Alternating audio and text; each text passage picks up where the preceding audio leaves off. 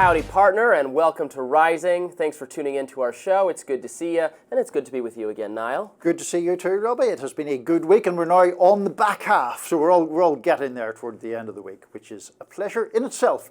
In the meantime, as always, lots to talk about. Robby, what's on your radar? I'm glad you asked, Niall.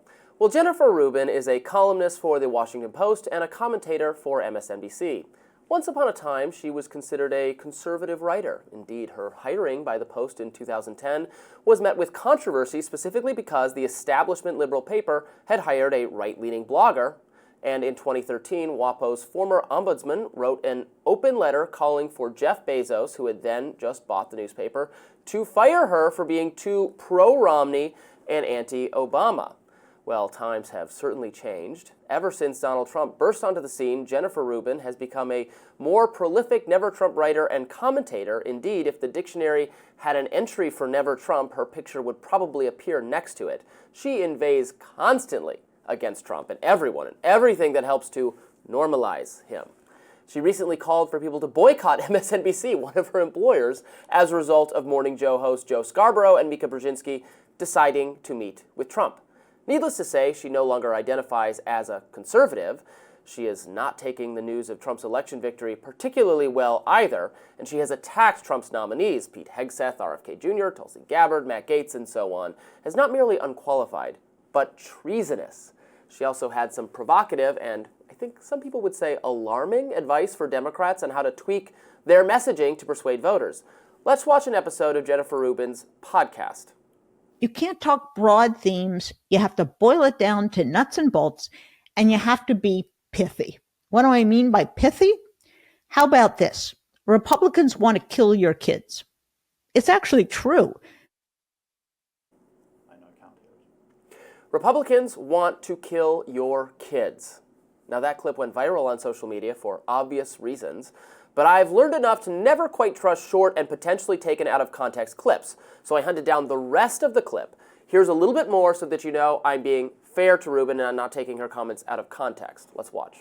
If you're going to oppose vaccinations, if you're going to stop breakthrough medical research, if you're going to allow minors and all sorts of people to get semi-automatic weapons, which they use to shoot up schools, well, then you are responsible for kids' health and death, unfortunately. It has to be that simple and that direct, and it has to be over and over and over again. I guess we weren't taking her out of context. It sounds like she really means it. Republicans want to kill your children. Jennifer Rubin wants Democrats to run on the messaging that Republicans are brutal murderers because they are stopping medical research and allowing people to own semi-automatic weapons.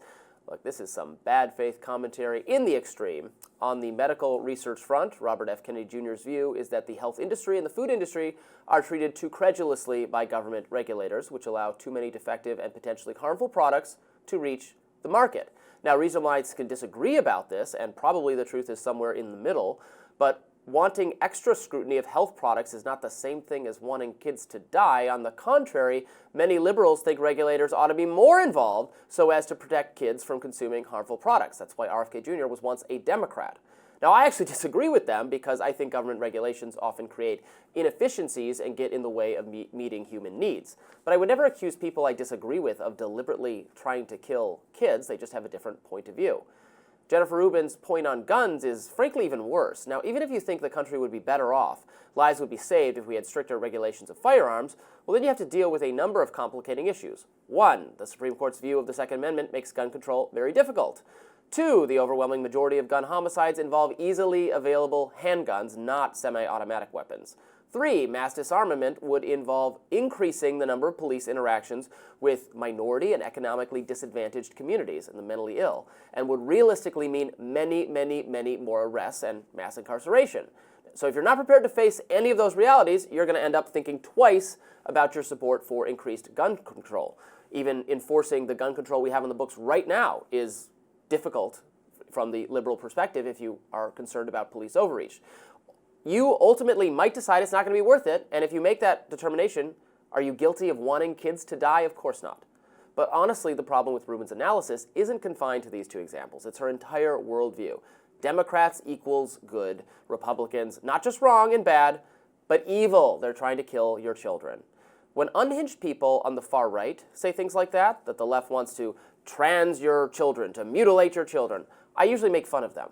But apparently you can be the liberal mirror world version of that and still be a columnist at the Washington Post and an on-air commentator for MSNBC.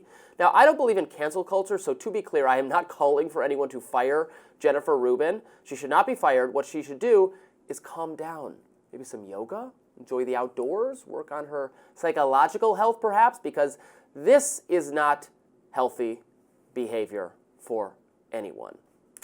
I'm concerned about those Never Trump commentators out there and their mental well-being. You are, but just screaming that the other side wants to kill your kids. I don't think you'll be having any afternoon teas or coffees with Jennifer Rubin, however, on that basis. So, look, I am not a regular listener or viewer of her podcast, so I take you at your word that those clips were played in context.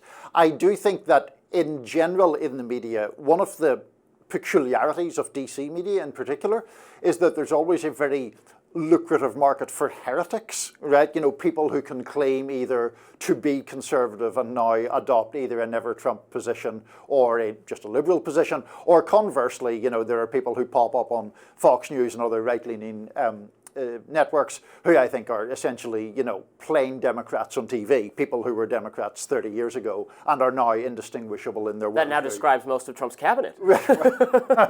Some of Trump's cabinet. I mean, there are also, you know, I just occasionally see people pop up in places like Fox purporting to be a Democratic pollster or Democratic strategist and not seem to believe in really anything that the Democratic Party believes in. With Jennifer Rubin, I mean, I wish people would stop describing her as a conservative columnist, because whether that evolution began with her still holding some conservative beliefs and being opposed to Trump, it has now mutated into a completely views that are sort of indistinguishable from people on the at the heart of the Never Trump movement or on the left of the Democratic Party. So she is not a conservative columnist in any notable way. Views that are so partisan and so her podcast, she commonly has on those Lincoln Project people, et cetera, who are to my mind just a grift, who somehow keep taking in donations,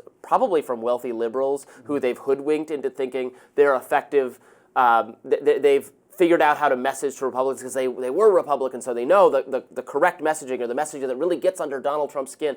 No evidence of that whatsoever, that their ad buys are effective. In fact, there's even some evidence of them being anti-effective. Some of the messaging they did against Youngkin in his gubernatorial election totally backfired. They tried to associate him with the Tiki Torch people, and it was an op. They had almost involved like actors to do it, and it was really embarrassing for them. These are the kind of people that unfortunately, that MSNBC turns to as Republican commentators.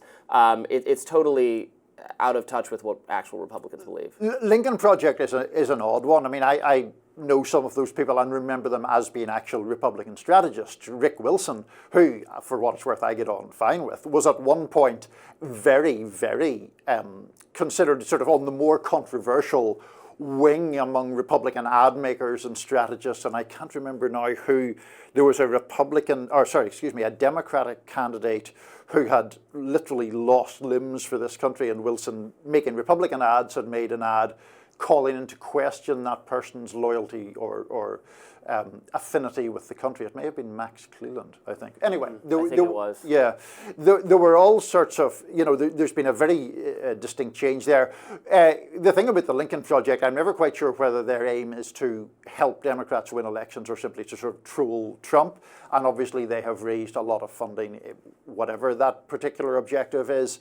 Now, in relation to someone like Rubin, one of the difficulties I have with making the argument that she makes in those kind of terms is that I think its hyperbolic nature causes it to backfire. You and I have discussed the gun control issue, I think, before. I am vastly more in favor of gun control than you are, and I think it would be more effective than you do. But when you start going so far in your language that it becomes, I just think it becomes off-putting to people who might otherwise be persuadable.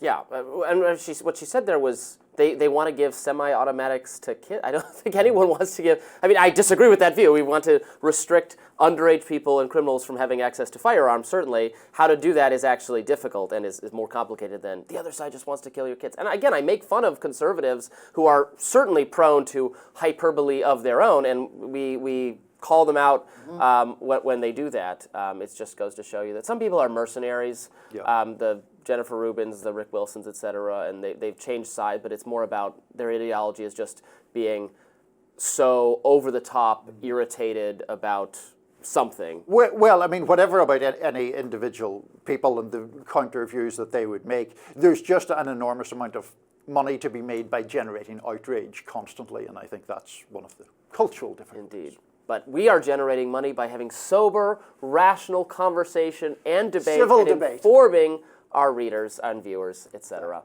Lots more to come on Rising today. We have interviews with Elizabeth Nolan Brown, my colleague at Reason, and Lee Fong, who was on yesterday, is back with another great story. Stay tuned.